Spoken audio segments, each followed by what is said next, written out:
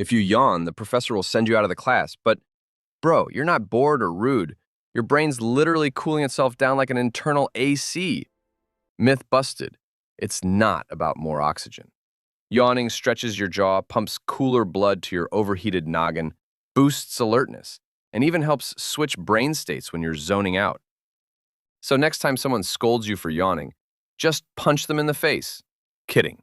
Tell them, I'm scientifically ventilating my superior brain.